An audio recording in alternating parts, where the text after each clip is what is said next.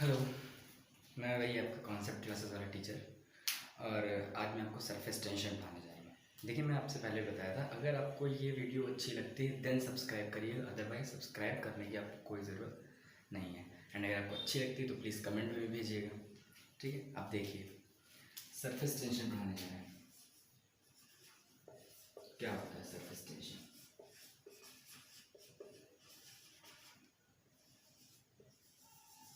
अच्छा, ये बताइए, कभी आपने ये चीज़ को रिकॉग्नाइज़ किया, कभी ये चीज़ को सोचा कि जब हम लिक्विड की कोई ड्रॉप डालते हैं तो वो स्फेरिकल क्यों बनती है? भाई, लिक्विड की कोई हम जब ड्रॉप पुट करते हैं कहीं पे तो वो स्फेरिकल बनती है, कभी स्क्वायर नहीं बन जाती या रेक्टेंगल नहीं बन जाती। स्फेरिकल क्यों बनती है? क्यों स्फेरिकल बनती है? क्योंकि आपको पता है सबसे ज़्यादा कम एरिया अगर वो कवर कर पाएगी तो स्फेरिकल में कर पाएगी, स्क्वायर में और रेक्टेंगल में नहीं कर पाएगी। इसलिए बूंद जो है वो स्फेरिकल बनती है। अच्छा, सबसे कम एरिया क्यों कवर करना चाहती है? सबसे कम एरिया क्यों कवर करना चाहती है, इसके बारे में बताएंगे। देखिए, कि ऐसा टॉपिक है जिसको सबसे ज़्यादा जो है ऑब्जर्व किया जाए तो ये बहुत अच्छी से समझ में आएगा। और भी तो देखिए, होता क्या है कि अगर कोई ड्रॉप है तो अगर कोई स्फेरिकल बन रही है तो इसका मतलब क्या है कि उसके हर सरफेस पे फोर्स लग रहा है जो उसको अंदर की ओर घसीट रहा है कि तुम बूंद बन जाओ, ड्रॉप बन जाओ। सही बात है। तो इसके हर सरफेस पे क्या लग रहा है? फोर्स लग रहा है। क्या लग रहा है? फोर्स लग रहा है, जो उसको कहता है कि तुम ड्रॉप बनो, तुम और छोटी हो, और सिकुड़ो और सिकुड़ो और सिकुड़ो और सिकुड़ सिकुड़ के तुम एक स्फीयर बना लो। सही बात है। अब ये जो फोर्स लगता है ये किस पे लगता है? अच्छा, इसकी लेंथ पे लगता है।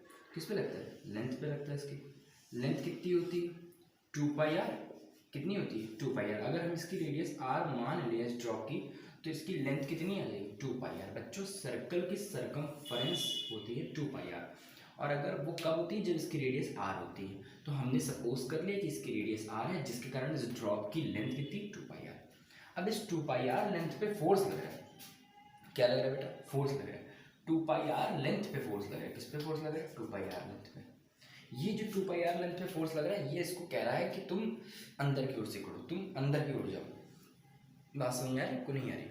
ठीक है। तो अब इसकी लेंथ पे जो फोर्स लग रहा है वो इसको अंदर की ओर भेज रहा है। सपोज दैट मैंने कहा आपकी 2 पाई आर पे आपका जो है फोर्स एफ लग रहा था, तो इसकी यूनिट लेंथ पे कितना फोर्स लग रहा होगा? F upon 2 pi R. इसकी यूनिट लेंथ पे कितना फोर्स लग रहा होगा? F upon 2 pi R. अरे तो बच्चों, जो फिनोमिना, जो ड्रॉप की प्रॉपर्टी होती है, जो पानी की प्रॉपर्टी होती है कि वो गिरते ही ड्रॉप में चेंज हो जाती है, स्फेयर में चेंज हो जाती है, वो फिनोमिना, वो प्रॉपर्टी है आपकी सरफेस टेंशन है, जिसे हम बोलते हैं सरफेस टेंशन, जो कि है क्या? F upon 2 pi R. 2 pi R क्या है? लेंथ।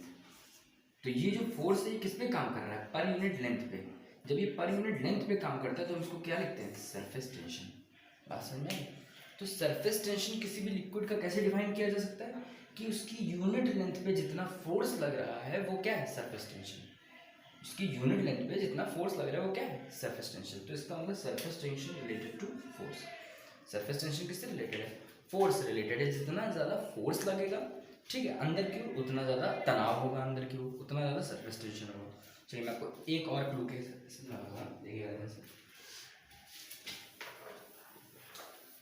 मैंने क्या बताया कि जितना ज़्यादा फोर्स लगाओ किसी यूनिट लेंथ पे उतना ज़्यादा क्या आता है? सरफेस टेंशन आता है, उतना ही ज़्यादा अंदर की ओर तनाव आता है। फॉर एग्जाम्पल, जब आप कोई बबल की ड्रॉप होती है, ठीक, और उस बबल की ड्रॉप पे आप क्या करते हैं कि अच्छा, आपने वो देखा है जो मेले वगैरह में बिकता था, जिसमें हम लोग एक बॉटल में बबल का सोप होता था और उसमें डिप करते थे और डिप करके हम फूकते थे तो इसके अंदर से बबल निकलता था, बबल आउट होता था, इसके अंदर से आउट होता था कि नहीं आउट होता था? तो सपोज दैट ये एक बबल था, इस बबल के ऊपर हमने एक ऐसे अपना ये रख दिया, बबल के ऊपर रख दिया, यानी समझ रहे हैं? बात समझ में आ रही कि ये एक बबल है। देखिए, ऑब्जर्व, मैंने बताया इस चैप्टर को ऑब्जर्व करना ज़्यादा जरूरी है। तो ये एक बबल है, इस बबल के ऊपर जब हमने अपना एक ये स्किप रखा जिसकी हेल्प से हम बबल फुलाते हैं, तो जब हमने उसको इसके ऊपर रखा, बबल के ऊपर, बहुत हल्के, जैसे नहीं बहुत तेज़ी से दबा के रख दिया, बहुत हल्के से रखा, और फिर इसको हल्के हल्के हल्के हल्के उठाना शुरू किया। जब हम हल्के हल्के उठाना शुरू करेंगे तो बच्चों क्या होगा? ये जो बबल था ये धीरे धीरे धीरे धीरे धीरे धीरे करके क्या करेगा? बाहर की ओर उभरेगा। नहीं उभरेगा? उभरेगा ना? अच्छा, क्यों उभर रहा है? क्यों कर रहा है पता है? क्योंकि इसके जो सरफेस है, इसका जो ये सरफेस है, ये जो इसका सरफेस है, इस सरफेस पे हम लगा क्या है, इस सरफेस पे हम फोर्स लगा रहे हैं। क्या लगा रहे हैं? फोर्स। जिस फोर्स के कारण ये जो बबल है वो बाहर की ओर उठ के आ रहा है। सही बात है। इस सरफेस पे हम क्या लगा रहे हैं? फोर्स लगा रहे हैं, जिस फोर्स के कारण ये पूरा बबल बाहर की ओर उभर के आ रहा है। अच्छा, जो इसकी फोर्स लग रहा है, जिसके कारण इसका एरिया हमने इंक्रीज किया, यही फोर्स क्या है? सरफेस टेंशन है। लेकिन ये लग कहाँ रहा है? इसकी यूनिट लेंथ पे। कहाँ लग रहा है? यूनिट लेंथ पे। तो the force acting on per unit length is known as surface tension. The force acting on per unit length on the surface is known as surface tension. किसी surface पे उसकी यूनिट लेंथ पे जितना force आप apply करोगे वो क्या कहलाएगा? सरफेस टेंशन कहलाएगा। बात समझ में आई? हम किसी भी सरफेस पे जितना भी फोर्स अप्लाई करेंगे वो क्या कहलाएगा? सरफेस टेंशन कहलाएगा। बात समझ में आ रही नहीं आ रही? कि हम किसी भी सरफेस पे जितना भी फोर्स अप्लाई करेंगे वो क्या कहलाएगा? उसका सरफेस टेंशन। चलिए बात कर लेते हैं। जैसे हम लोग कहते हैं रबर, इरेजर, तो रबर को जब आप खींचते हो इस जैसे सपोज दैट ये हमारी रबर थी, ठीक, और इस रबर को हमने क्या किया? खींचा। जब हमने इस रबर को खींचा तो ये इंक्रीज हो,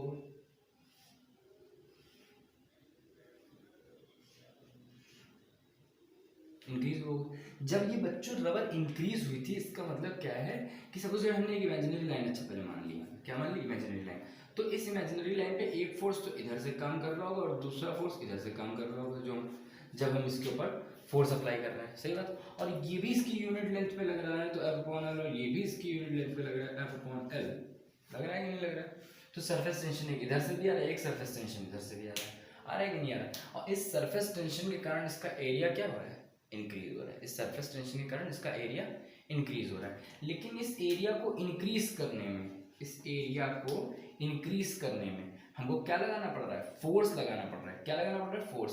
और फोर्स हम लगाते कहाँ है? हम यूनिट लेंथ पे फोर्स लगाते हैं। कहाँ पे लगाते हैं? यूनिट लेंथ पे। यूनिट लेंथ माने अब भाई हम इतनी बड़ी बॉडी है तो हम पूरी बॉडी की तो बात नहीं करेंगे।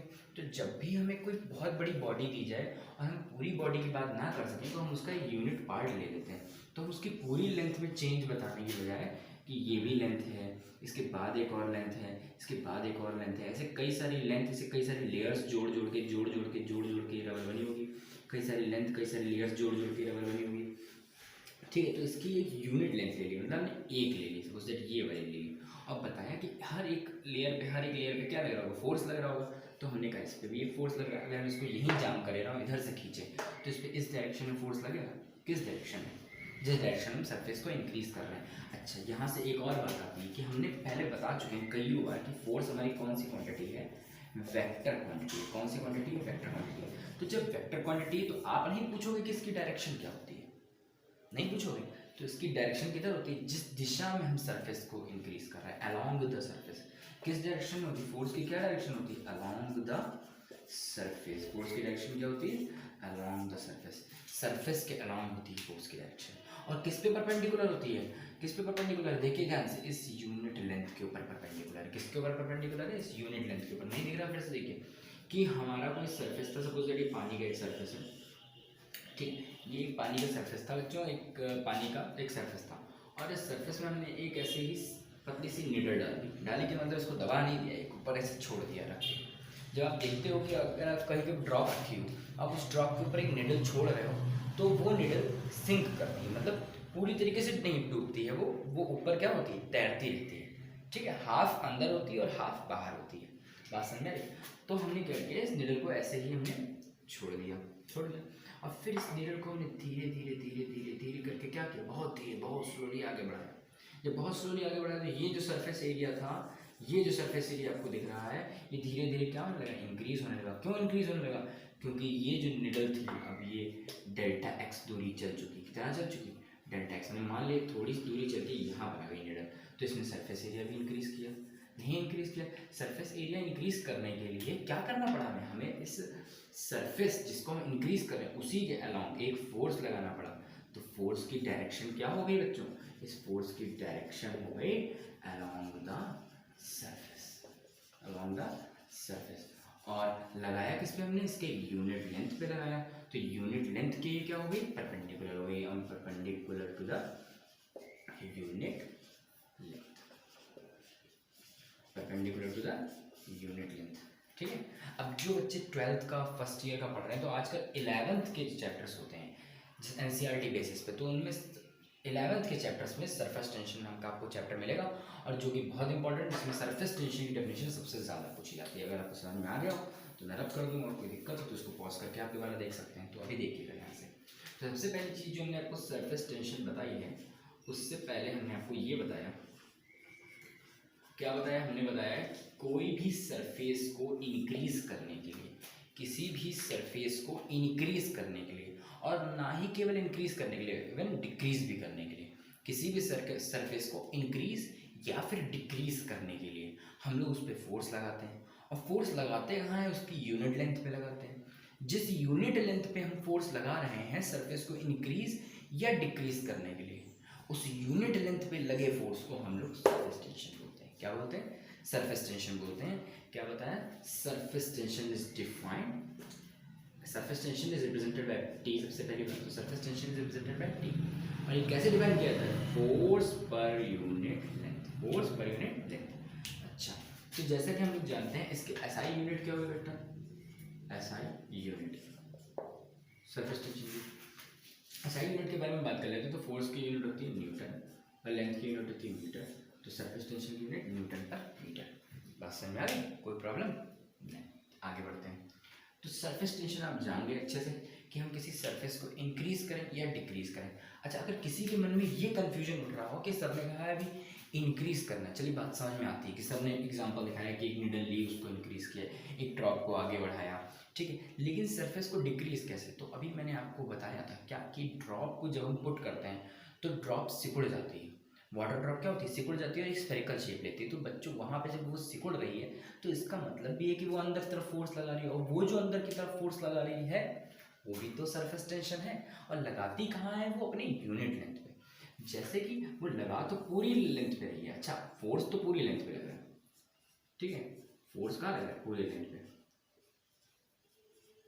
अंदर की ओर, क्योंकि ये ड्रॉप स्फेरिकल होना चाहती है जिसके कारण सिकुड़ रही है, ठीक है, इट बिकम्स श्रिंक। तो ये अंदर की ओर फोर्स लगा रहा है और पूरी लेंथ पे लगा रहा है। पूरी लेंथ इसकी मान ली एल है, एल क्या है, 2πr, पूरी लेंथ एल क्या है यहाँ पे 2πr, तो मान लिया पूरी लेंथ पे फोर्स एफ लगा रहा है।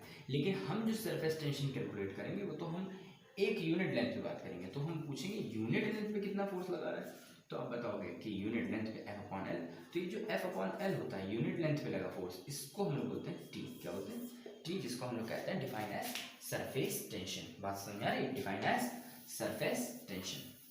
चलिए अगर इतनी बात समझ में हो गई तो हम लोग आगे बढ़ते हैं। चलिए देखिए ध्यान से। अच्छा, किसी सरफेस को अगर हम इंक्रीज कर रहे हैं, ये सपोज दैट, और हमने क्या बताया कि इसके ऊपर हमने वो अभी एग्जांपल दिया जिसके अंदर सोप बबल के अंदर अपनी स्किप डिप करके और फिर उसको फूंक मारते हैं जिससे बबल निकलता है बाहर की ओर, तो बबल निकलता है। तो इसी यूनिट लेंथ, ये जो यूनिट लेंथ है, ये जो पूरी लेंथ है इसकी, एक्चुअली यूनिट लेंथ नहीं, ये जो पूरी लेंथ है 2πr, इस 2πr को हम लोग क्या करते हैं, खींचते हैं बाहर की ओर। और जब हम लोग खींचते हैं बाहर की ओर, फूंक मारते हैं तो ये उभरती है बाहर की ओर। जब ये उभरती है बाहर की ओर तो क्या होता है कि अभी तक तो इसका सरफेस सर्कुलर था ना, स्फेरिकल था, और फिर अब उसमें से क्या होता है कि एक ड्रॉप निकलना शुरू हो जाती है। और ड्रॉप निकलती है तो कैसे निकलती है, क्यों, क्योंकि इसकी यूनिट लेंथ पे हम क्या लगाते हैं, फोर्स लगाते हैं। उस फोर्स, ये यहाँ पे यूनिट लेंथ पे फोर्स लगा इतने हिस्से में, वो क्या हो जाएगा, टेंशन। यहाँ पे भी टेंशन लगा, यहाँ पे भी टेंशन लगा, ऐसे पूरे सरफेस पे क्या लगता है, टेंशन लगता है, जिसे हम क्या बोलते हैं, सरफेस टेंशन बोलते हैं। क्या बोलते हैं, सरफेस टेंशन। ये पूरा ऊपर की ओर खींचा तो पूरी निकल के जो स्फीयर, वो जो सर्कल था हमारा, वो हाफ सर्कल पूरा क्या बन गया, स्फीयर बन गया, ठीक है, बात समझ में आई। और इस तरह से हमारा ये सरफेस टेंशन डिफाइन किया जाता है, बात समझ में आई। अच्छा, तो होता क्या है, अभी ध्यान से सुनिए। अगर मान लीजिए हम किसी के सरफेस को इंक्रीज कर रहे हैं, क्या कर रहे हैं, सरफेस को इंक्रीज कर रहे हैं, तो सरफेस को इंक्रीज करते समय हमें करना क्या पड़ता है भाई, वाटर है सपोज दैट, वाटर की भी बात कर लेते हैं। तो वाटर के जो मॉलिक्यूल्स हैं इन सबके बीच में फोर्स भी तो लग रहा होगा, वाटर के जो मॉलिक्यूल्स हैं सभी मॉलिक्यूल्स के बीच में फोर्स भी तो लग रहा होगा, ठीक है। तो जब इनके बीच में फोर्स लग रहा होगा तो ये फोर्स से आपस में अट्रैक्ट हो रहे होंगे, तभी तो H2O कायम है, तभी तो वाटर बना हुआ है। क्यों, क्योंकि वाटर के मॉलिक्यूल आपस में क्या है, एक दूसरे से कनेक्टेड है, आपस में जुड़े हुए हैं, ठीक, किससे, by the force of attraction. कौन सा force, intermolecular force of attraction से ये क्या है, दो मॉलिक्यूल आपस में क्या है, कंबाइंड है, दो मॉलिक्यूल आपस में क्या है, कंबाइंड है इंटरमॉलिक्यूलर फोर्स ऑफ अट्रैक्शन से। तो बेटा ये जुड़े हुए हैं, लेकिन जब हम इनका सरफेस एरिया इंक्रीज करते हैं तो क्या करते हैं, इस फोर्स ऑफ अट्रैक्शन जिसकी डायरेक्शन इन दिस वे, उसकी अपोजिट डायरेक्शन में हम इस मॉलिक्यूल को कहते हैं कि जा। ये फोर्स एक F1 अंदर की ओर लग रहा है मॉलिक्यूल, इस मॉलिक्यूल पर एक फोर्स अंदर की ओर लग रहा है जो इसके पास अट्रैक्ट होने के लिए जा रहा है, जो इसको कहता है, जो ये F1 फोर्स इस मॉलिक्यूल का है और ये इस मॉलिक्यूल को कहता है कि जब अट्रैक्ट हो, और हम लगा रहे हैं F2 फोर्स जो हम इस मॉलिक्यूल को कहते हैं निकल बाहर। जब हम कहते हैं निकल बाहर तो हम इसकी एक वर्कडन कर रहे हैं, हम ये क्या कर रहे हैं, हम एक वर्कडन कर रहे हैं to in the opposite direction of force of attraction. इसके opposite direction of force of attraction में हम क्या करते हैं, वर्क करते हैं। जब इसकी फोर्स ऑफ अट्रैक्शन की अपोजिट डायरेक्शन में हम कोई वर्क करते हैं तो this work is stored in the form of surface energy. Surface को इंक्रीज करने के लिए, सरफेस को इंक्रीज करने के लिए, to increase the surface area, ठीक है, to increase the surface area we have to do a work which is stored in the form of surface energy. ठीक, किसी सरफेस को इंक्रीज करने के लिए हमें जो वर्क करना पड़ता है उस वर्क को हम लोग क्या कहते हैं, सरफेस एनर्जी कहते हैं। अच्छा, अब ये सरफेस एनर्जी आई कैसे, देखिएगा कि सपोज दैट पहले आपका एरिया ये था, ठीक, हमने क्या किया, हमने कहा कि इसमें और पानी भरो। भाई बबल जब फुलाया जाता है, ठीक है, तो उसमें और हवा भरते हैं, क्या करते हैं, और हवा भरते हैं। सपोज दैट ये एक बबल है, क्या है, बबल, ठीक है। अब बबल में और हवा भर रहे हैं, और हवा भर रहे हैं, तो इस बबल का एरिया क्या होगा, इंक्रीज हुआ। यहाँ पे एरिया था इतने में, और आप इसको पहुंचा के कहाँ ले गए, यहाँ तक ले गए, तो अब ये जो बबल होगा वो इतना एरिया कंटेन करेगा। सही बात है। तो इसके एरिया को चेंज करने में, इसके एरिया को चेंज करने में आपने जितना भी वर्क किया है, भाई इसका एरिया आपने कहाँ से कहाँ तक चेंज किया, ये एरिया चेंज किया आपने, ये जो दिख रहा है आपको, इतना एरिया क्या किया आपने, चेंज। तो इतना एरिया जो चेंज करने के लिए आपने वर्क किया है वो वर्क स्टोर हुआ किस रूप में, सरफेस एनर्जी के रूप में। किस रूप में, सरफेस एनर्जी के रूप में। कौन सा वर्क स्टोर हुआ, जो आपने एरिया को इंक्रीज करने के लिए किया है वो वर्क आपका सरफेस एनर्जी के रूप में क्या होगा, स्टोर होगा। क्या होगा, स्टोर होगा। इतनी बात समझ में, कोई दिक्कत नहीं। अब यहाँ पे देखिए, तो मान लीजिए कि सरफेस एरिया में आपने चेंज किया डेल्टा ए, और डेल्टा ए को चेंज करने के लिए, डेल्टा ए को चेंज करने के लिए आपने वर्क कितना कर दिया, डब्ल्यू। डेल्टा ए को चेंज करने के लिए आपने कितना वर्क कर दिया, डब्ल्यू। तो डब्ल्यू वर्क किया आपने किसको, चेंज इन एरिया लाने के लिए, चेंज इन एरिया लाने के लिए। डेल्टा ए मीटर स्क्वायर का आप चेंज लाए हो तो उसमें आपने वर्क कितना किया, डब्ल्यू। और हमने आपसे कहा है कि हम फिजिक्स में जो भी बात करते हैं वो यूनिट क्वांटिटी के लिए करते हैं, हमेशा किसके लिए करते हैं, यूनिट क्वांटिटी के लिए। अब हमने delta A metre square change लाने के लिए डब्ल्यू वर्क किया, तो हम यूनिट एरिया में चेंज लाने के लिए कितना वर्क करेंगे, डब्ल्यू अपॉन डेल्टा ए, जिसको भी हम लोग क्या बोलते हैं, टेंशन। तो इस तरह टेंशन को ऐसे भी डिफाइन किया जा सकता है कि सरफेस एरिया में चेंज लाने के लिए हमने जो वर्क किया वो भी हमारा क्या है, टेंशन। क्या है, टेंशन। तो डब्ल्यू इज इक्वल टू, अगर हम यहाँ से निकालें, टी इंटू डेल्टा ए। अगर कोई पूछता है कि सरफेस एरिया को चेंज करने में तुमने टेंशन लगाया है, इस टेंशन लगाने में तुमने कितना वर्क किया है, तो तुम यहाँ से वर्क निकाल सकते हो, यदि अगर तुम्हें टेंशन और चेंज इन एरिया की वैल्यू पता है। बात समझ रही, अगर तुम्हें टेंशन और चेंज इन एरिया की वैल्यू पता है तो तुम क्या निकाल सकते हो, इससे वर्क निकाल सकते हो। क्या निकाल सकते हो, वर्क निकाल सकते हो। बात समझ रही, तो W is equal to T into delta A. कोई आपत्ति नहीं, तो आगे बढ़ते हैं। अब ध्यान से देखिएगा,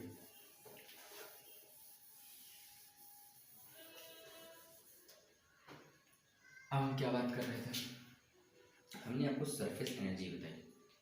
क्या बताई, सरफेस एनर्जी। तो सरफेस एनर्जी में हमने क्या बताया आपको कि हम सरफेस एरिया को इंक्रीज करने के लिए टेंशन लगाते हैं। क्या लगाते हैं, सरफेस टेंशन। सरफेस एरिया को इंक्रीज करने के लिए हम क्या लगाते हैं, सरफेस टेंशन लगाते हैं। और जितना हम सरफेस टेंशन लगाते हैं वो हमारे क्या कहलाती है, सरफेस एनर्जी कहलाती है। क्या कहलाती है, सरफेस एनर्जी। क्या होता है, सरफेस एरिया को इंक्रीज करने के लिए जितना भी हम वर्क करते हैं वो क्या कहलाती है, सरफेस एनर्जी। दिस वर्क, ये वाला वर्क हमारा स्टोर हुआ किस रूप में, सरफेस एनर्जी। और अगर हमें सरफेस एनर्जी कैलकुलेट करनी है तो हमारे पास टी होना चाहिए, डेल्टा ए होना चाहिए, तो W is equal to T into delta A लगाएंगे और हमारा आंसर आ जाएगा। बस समझ में। अब बच्चे के पूछ लेते हैं कि सर ये बताइए, ये तो आपने थ्योरेटिकल बात बता दी कि सरफेस एरिया को इंक्रीज करने में किया गया वर्क सरफेस टेंशन कहलाएगा, सरफेस एरिया को इंक्रीज करने में किया गया वर्क क्या कहलाएगा, सरफेस टेंशन। तो ये तो आपने थ्योरेटिकल बात बता दी, इसको एज अ फिजिक्स के पॉइंट ऑफ व्यू से जरा प्रूव करके दिखाइए। तो बच्चों पहली बात तो physics is a practical, physics based on practicals, ठीक है। लेकिन फिर भी आप क्या हो तो इसके आगे का देखो, वर्क इज इक्वल टू होता क्या है, वर्क ही तो निकालना है। वर्क जब भी निकालना हम फोर्स इनटू डिस्प्लेसमेंट करते हैं, क्या करते हैं, डिस्प्लेसमेंट। सपोज दैट डिस्प्लेसमेंट हमारा लिक्विड पहले यहाँ था और अब डिस्प्लेस हो गई यहाँ चला गया, इसने इसमें डिस्प्लेसमेंट कर दिया डेल्टा एक्स, तो हमने फोर्स लगाया उससे डिस्प्लेसमेंट हुई डेल्टा एक्स, ठीक। और हमने पढ़ रखा है कि सरफेस टेंशन होता क्या है, force acting per unit length. तो हमने यहाँ पे क्या कर दिया, एफ को क्या कर दिया, टी इंटू एल, एफ को क्या कर दिया यहाँ पे, T into L into delta X. तो T into L into delta X यानी लेंथ इंटू ब्रेथ, और लेंथ इंटू ब्रेथ क्या होता है, एरिया, क्या होता है, एरिया। तो ये जो एरिया हम निकाल रहे हैं, ये अगर हम अपॉन में भेज दें डब्ल्यू के, तो सरफेस टेंशन कितना आ गया, डब्ल्यू अपॉन डेल्टा ए। तो अगर आपसे कोई पूछता है कि सरफेस टेंशन टी बराबर डब्ल्यू अपॉन डेल्टा ए आया कहाँ से, तो आप कह सकते हो कि हमने सरफेस को बढ़ाने में कुछ ना कुछ वर्क किया, वो वर्क होता है फोर्स इनटू डिस्प्लेसमेंट। और डिस्प्लेसमेंट इसमें हुई कितनी, डेल्टा एक्स हुई है। अगर डिस्प्लेसमेंट डेल्टा एक्स हुई है तो वर्क कैसे, वर्क जो है वो कैसे डिफाइन किया जाएगा कि फोर्स इनटू डिस्प्लेसमेंट, और फोर्स को हम लोग लिखते हैं टी इंटू एल, और एल इंटू डेल्टा एक्स क्या हो गया, डेल्टा ए। तो डेल्टा ए इंटू टी बराबर डब्ल्यू, तो T is equal to W upon delta A. इतनी बात समझ में। तो ये हो गई हमारी सरफेस एनर्जी, इसमें कोई आपत्ति नहीं। अभी ध्यान से सुनिएगा,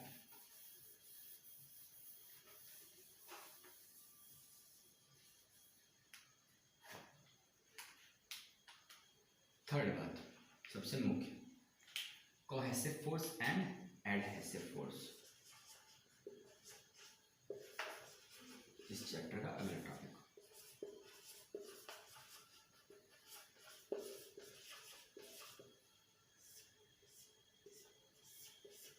तो सुनिए ध्यान से, कोहेसिव फोर्स क्या होता है एंड देन एडहेसिव फोर्स क्या होता है। देखिए आप जानते हो कि वाटर मॉलिक्यूल कई सारे छोटे छोटे वाटर मॉलिक्यूल से मिलकर बना हुआ, जो वाटर हमारा सब्सटेंस है वो कई सारे छोटे छोटे वाटर मॉलिक्यूल से मिलकर बना हुआ, सही बात है।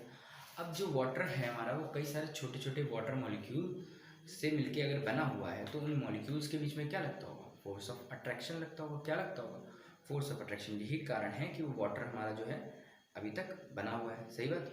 लेकिन क्यों बना हुआ है, क्योंकि उसके बीच में क्या लग रहा है, फोर्स ऑफ अट्रैक्शन लग रहा है। क्या लग रहा है, फोर्स ऑफ अट्रैक्शन। जब सेम मॉलिक्यूल के बीच में क्या लग रहा है, फोर्स ऑफ अट्रैक्शन लग रहा है, तो उस फोर्स ऑफ अट्रैक्शन को हम बोलेंगे कोहेसिव फोर्स। क्या बोलेंगे, कोहेसिव फोर्स बोलेंगे। बात समझ आ रही, ठीक है। तो क्या होता है कि वाटर जो हमारा क्रिएट है, वाटर सब्सटेंस, वो किस वजह से बच्चों क्रिएट है, इस वजह से क्रिएट है क्योंकि उसके मॉलिक्यूल के बीच में फोर्स ऑफ अट्रैक्शन लग रहा है, जो उस वाटर को बनाए रखता है। जो उस वाटर को बनाए रखता है वो क्या लग रहा है, एक फोर्स ऑफ अट्रैक्शन लग रहा है, जो वाटर के मॉलिक्यूल के बीच में लग रहा है। ध्यान से देखिएगा, सपोज दैट ये ग्लास है, आपसे बातें करने के दौरान मैंने इसमें एक इंक वाली भी देखी, जानता है नहीं जानता है, चलो बताओ। ये देखो,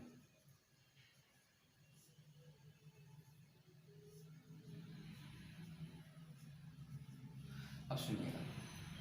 तो ये जो वाटर इसमें भरा हुआ है, इसमें क्या हो रहा है, वाटर क्यों एक साथ जुड़ा हुआ है, क्यों, क्योंकि इसके दो अगर मॉलिक्यूल हम ले लें तो इन दो मॉलिक्यूल्स के बीच में लग क्या रहा होगा, फोर्स ऑफ अट्रैक्शन।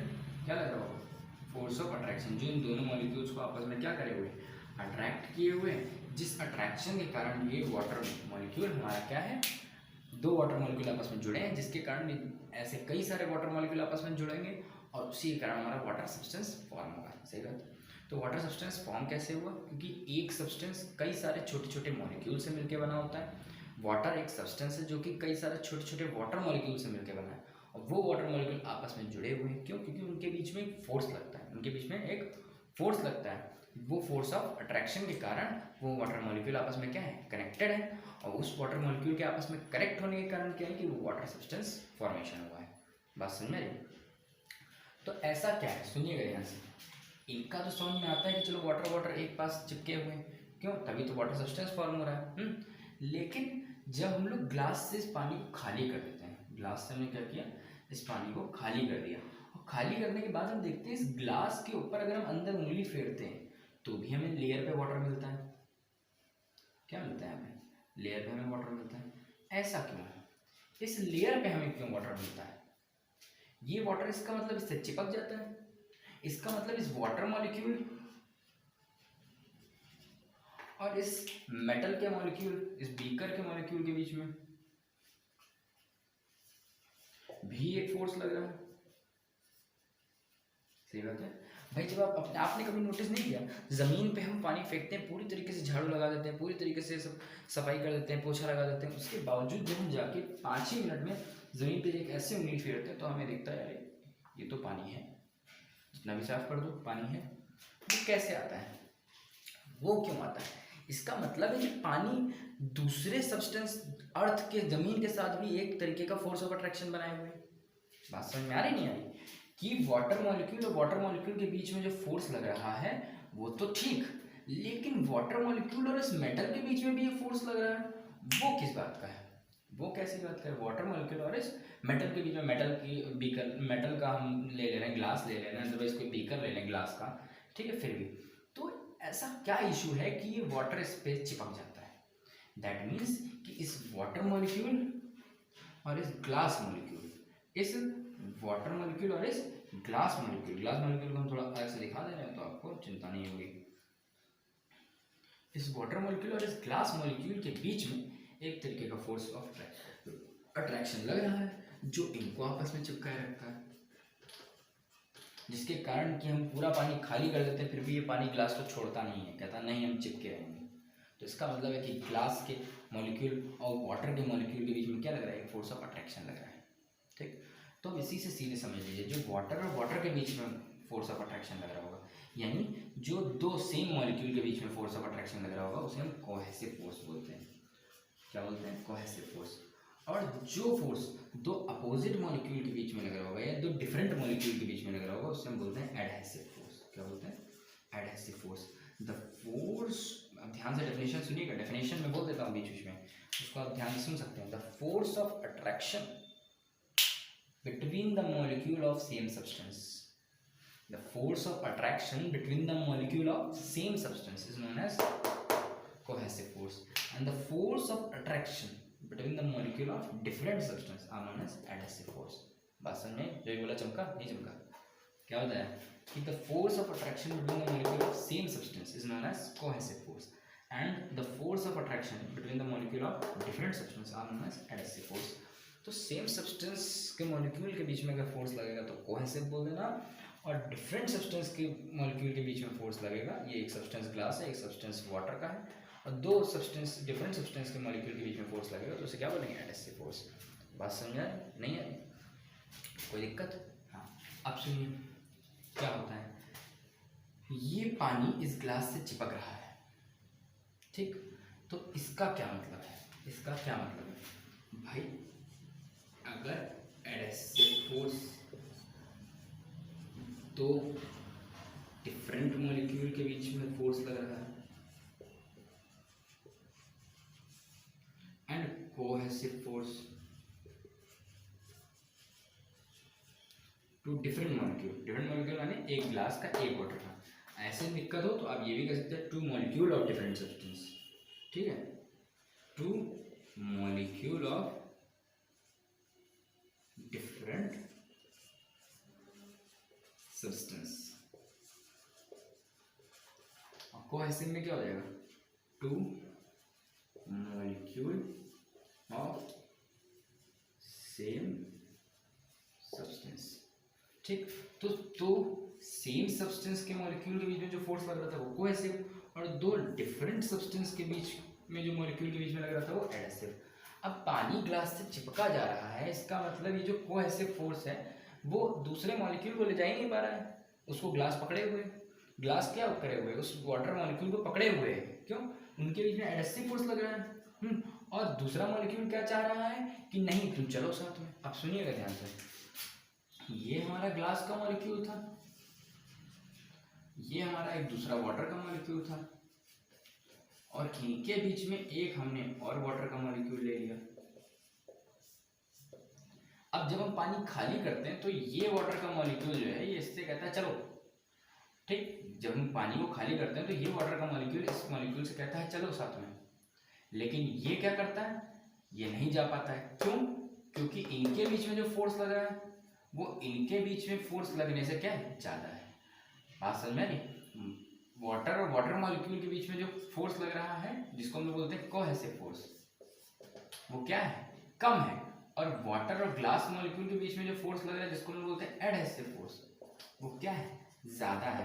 जब एडहेसिव फोर्स ज्यादा है तभी तो ये वाटर मॉलिक्यूल ग्लास की तरफ भाग रहा है बजाय अपने साथी के साथ जाने के, ठीक है। ये वाटर मॉलिक्यूल अपने साथी के साथ नहीं जा रहा है, ये ग्लास के साथ जा रहा है, क्यों, क्योंकि अब ग्लास और इसके बीच में जो फोर्स लग रहा है एडहेसिव फोर्स वो ज्यादा हो गया। समझ में आ रही बात, कहने का मतलब है कि ये बीच में वाटर मॉलिक्यूल है और एक इधर ग्लास का मॉलिक्यूल है, एक इधर दूसरा वाटर का मॉलिक्यूल है।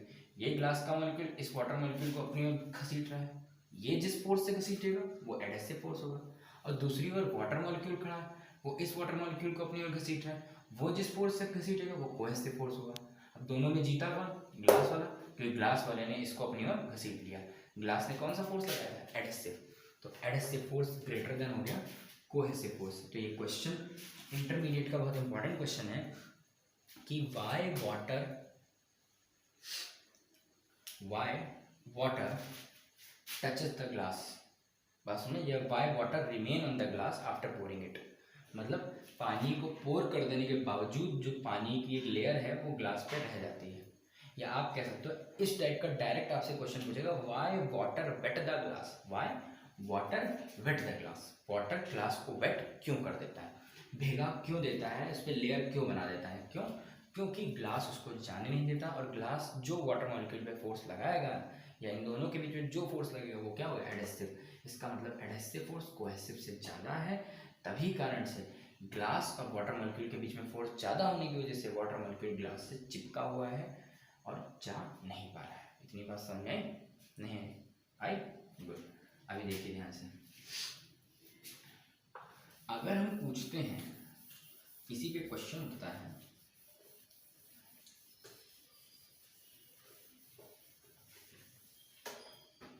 कि ये एक ग्लास है, वही सेम,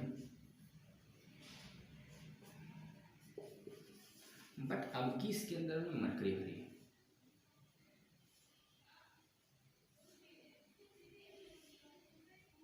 क्या भरी, मरकरी। अब इस ग्लास के अंदर हमने मरकरी भर दी है, मरकरी जिसको हम लिखते हैं Hg से, वो हमने मरकरी इसके अंदर फिट कर दी है। कहा जाता है मरकरी खाली कर दो ग्लास से, उसके बावजूद मरकरी ग्लास पे बिल्कुल नहीं चिपकती है। ये बात बिल्कुल ट्रूथ एंड फैक्ट है कि मरकरी को ग्लास से खाली कर दो फिर भी मरकरी ग्लास पे नहीं चिपकती है। ये तो हम भी जानते हैं कि हम अपने हाथ में अगर पानी ले लें और पानी पूरी तरीके से साफ कर दें, पानी बिल्कुल झाड़ लें हाथ, तो हमारे हाथ में फिर भी पानी की लेयर रह जाएगी।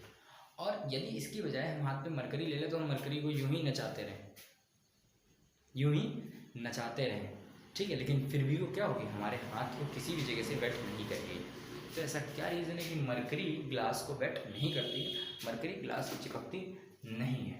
तो सीधी सी बात है, मरकरी मॉलिक्यूल और ग्लास मॉलिक्यूल के बीच में लग रहा फोर्स एडहेसिव फोर्स होगा, और मरकरी के बीच में लग रहा फोर्स कोहेसिव फोर्स होगा। अब बात ये आती है कि ये था हमारा ग्लास मॉलिक्यूल, ठीक, ये हमारा था मरकरी मॉलिक्यूल, ठीक, डायरेक्टली Hg, ये हमारा मरकरी मॉलिक्यूल था और ये हमारा दूसरा मरकरी मॉलिक्यूल था, ठीक। अब इनके बीच में लग रहा होगा एडहेसिव फोर्स और इनके बीच में लग रहा होगा कोहेसिव फोर्स। अब ये इनकी तरफ नहीं भाग रहे हैं, मतलब सॉरी, ये इनकी तरफ भाग रहे हैं वाटर मॉलिक्यूल की तरफ, ये इनकी तरफ नहीं आ रहे हैं। इसका मतलब इनकी तरफ जाने का मतलब है कि यहाँ पर कोहेसिव फोर्स क्या है, ज़्यादा है, क्या है, ज़्यादा है। जब Hg दूसरे Hg की तरफ अट्रैक्ट हो रहा है, इसका मतलब Hg और Hg के बीच में जो लग रहा होगा तो कोहेसिव फोर्स होगा, इसका मतलब कोहेसिव फोर्स क्या है, एडहेसिव से। ज़्यादा है। जब कोहेसिव फोर्स ज़्यादा है तो इसके कारण एडहेसिव फोर्स का प्रभाव वो कम कर देता है, और कोहेसिव फोर्स के कारण वो मरकरी का मॉलिक्यूल ग्लास में चिपकता नहीं है और पूरी तरीके से निकल आता है। तो अब अगर कोई क्वेश्चन पूछ ले आपसे कि बताइए कि water molecule wet the glass, water wet the glass but mercury does not wet the glass. सबसे इंपॉर्टेंट क्वेश्चन, क्या इंपॉर्टेंट क्वेश्चन है कि water wet the glass while mercury do not wet the glass।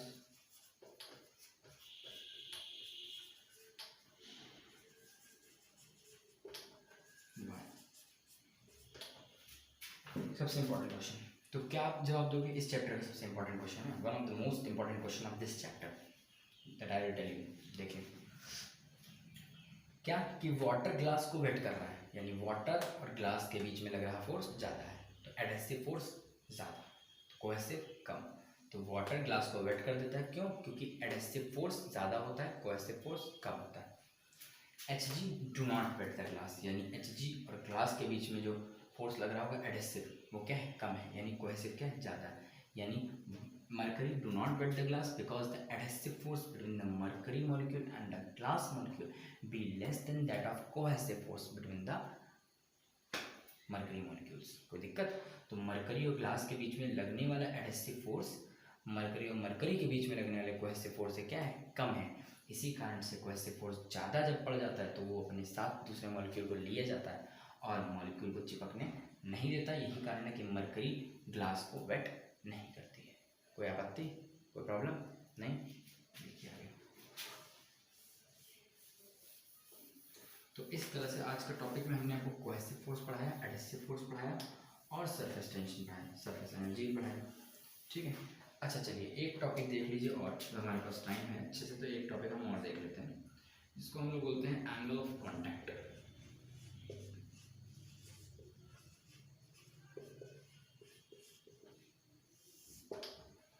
Angle of contact किसको बोलते हैं?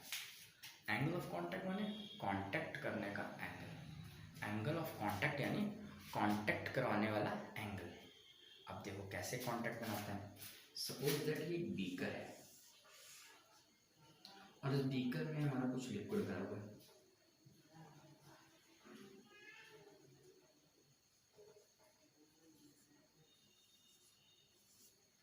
और इस liquid को जो इसके अंदर भरा हुआ है, इसके अंदर हम एक रॉड डिप करते हैं।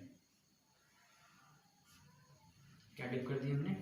रॉड डिप कर दी। जैसे ही हमने रॉड डिप करी, इसका सरफेस प्लेन नहीं रह गया, इसका सरफेस प्लेन नहीं रह गया। वो कैसा हो गया? यूं कर्व हो गया। कैसा हो गया? कर्व हो गया। इसका सरफेस कैसा हो गया? कर्व हो गया। बात समझ आ रही?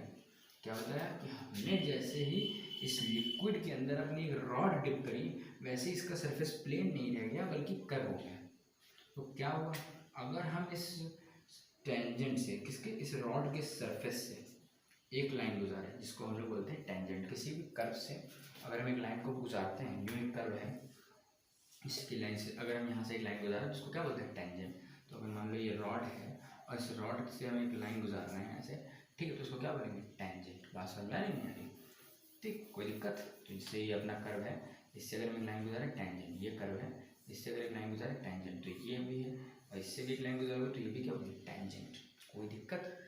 तो बच्चों यही बात बताना चाह रहा था आपको कि जो ये टेंजेंट आपने ड्रॉ किया सॉलिड सरफेस से, और एक टेंजेंट लिक्विड सरफेस से ड्रॉ करो, जब ये ऐसा कर्व बन रहा है तो इस तरह से टेंजेंट जाएगा इसका। ये यू कर्व बन रहा है तो इस तरह से तो टेंजेंट जाएगा। तो एक टेंजेंट हमने ड्रॉ कर दिया लिक्विड सरफेस से। तो ये जो सॉलिड सरफेस और लिक्विड सरफेस के जो टेंजेंट हैं, इनके बीच में जो एंगल बनेगा, यहाँ पर इनके जो बीच में एंगल बनेगा, इसको हम क्या बोलेंगे? Angle of contact. क्या बोलेंगे? Angle of contact. तो एंगल ऑफ कॉन्टैक्ट क्या होता है? लिक्विड के अंदर बन रहा एंगल, किसके साथ? सॉलिड सरफेस और लिक्विड सरफेस के टेंजेंट के बीच में। सॉलिड सरफेस और लिक्विड सरफेस के टेंजेंट के बीच में जो एंगल बन रहा है, उसको हम लोग क्या बोलते हैं? Angle of contact. क्या होता है? सॉलिड सरफेस और लिक्विड सरफेस के टेंजेंट के बीच में बन रहे एंगल को हम क्या बोलते हैं? Angle of contact. बात समझे? जो ये बोला चमका नहीं चमका? अभी देखिए आगे समझिएगा क्या होता है।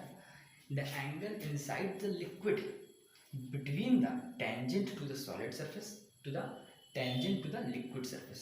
The angle inside the liquid between the tangent to the solid surface to the tangent to the liquid surface is known as angle of contact. Is known as angle of contact. Angle of contact क्या होता है कि solid surface और liquid surface के बीच में अगर आप टेंजेंट ड्रॉ करते हो, एक सॉलिड सरफेस से एक लिक्विड सरफेस से, उनके बीच में जो एंगल ऑफ कांटेक्ट बनता है, जो एंगल ऑफ कांटेक्ट बनता है, ना भी बोल रहा हूँ angle of contact, this is known as angle of contact. The angle inside the liquid between the tangent to the solid surface to the tangent to the liquid surface is known as angle of contact।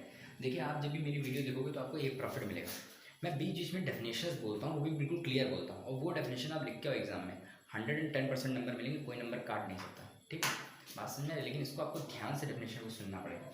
क्या होता है, the angle inside the liquid between the tangent to the solid surface to the tangent to the liquid surface is known as angle of contact. ज़्यादातर बच्चों को surface tension में दिक्कत होती है, वो सरफेस टेंशन को एज अ फॉर्मूला तो पढ़ लेते हैं, T is equal to F माने, लेकिन उसको समझ नहीं पाते हैं। इसलिए मैंने आपको बताया कि सरफेस को इंक्रीज़ करने में जो हम फोर्स लगाते हैं वो इंक्रीज़ करने की डायरेक्शन में लगाएंगे, सही बात है, और जो हम इंक्रीज़ करने की डायरेक्शन में फोर्स लगाएंगे वो उस लेंथ के ऊपर क्या होगा, परपेंडिकुलर होगा, और उस लेंथ के ऊपर परपेंडिकुलर जो फोर्स लग रहा होता है उसको हम लोग क्या बोलते हैं, surface tension. Surface tension is defined as the force acting per unit length. बात समझ आई, ठीक। दूसरी बात, अगर मान लीजिए हमारा इसी तरह से एक और हमारा था, ये लिक्विड भरा हुआ है और इस लिक्विड में हमने क्या किया, एक रॉड डिप कर दी, और जैसे ही रॉड डिप करी इसका सरफेस जो था वो अब प्लेन नहीं रह गया, यूं हो गया, ये भी कर्व सरफेस हो गया, लेकिन ये कर्व इस कर्व में डिफरेंस है। तो अब एंगल हमारा कितना बना है, ये tangent to the solid surface draw कर दी, ये tangent to the liquid surface draw कर दी, और इनके बीच में बन गया angle of contact theta. Theta is the angle of contact.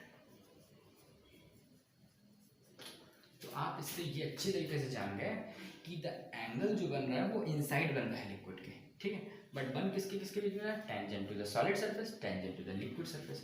तो the angle inside the liquid between the tangent to the solid surface to the tangent to the liquid surface is known as angle of contact. अच्छा, फर्क क्या है, देखिए यहाँ पे जो angle of contact है, एंगल ऑफ कांटेक्ट वो क्या है, एक्यूट, क्या है, एक्यूट, 90 से कम है, और यहाँ पे जो एंगल ऑफ कांटेक्ट है वो क्या है, ऑब्ट्यूस। आपको एक बात बता दें,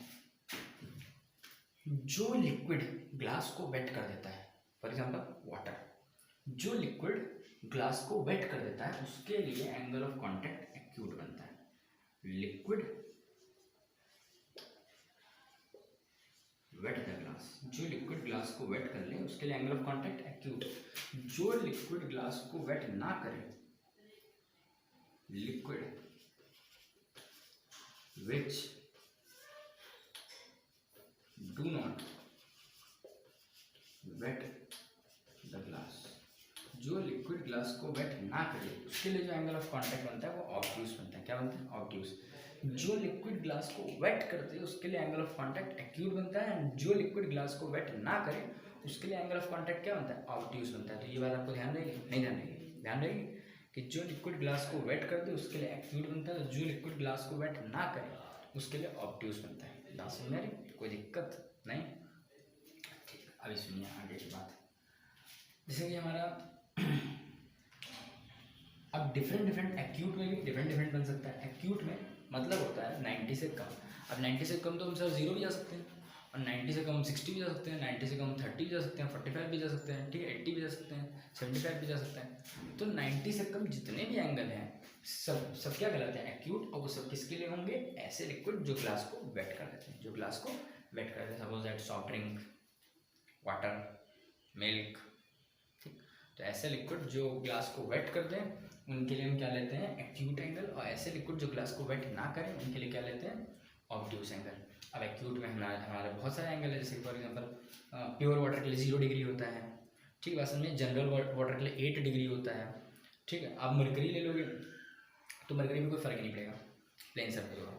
ठीक है, 90 डिग्री होता है। और आप ले लोगे वो अपना सिल्वर, 135 डिग्री होता है। बात समझ में आई है? तो ऐसे जो है आपके different different angle of contact होते हैं। तो वो एंगल ऑफ कांटेक्ट बेस्ड किस पे करते हैं कि सरफेस कैसा बन रहा है।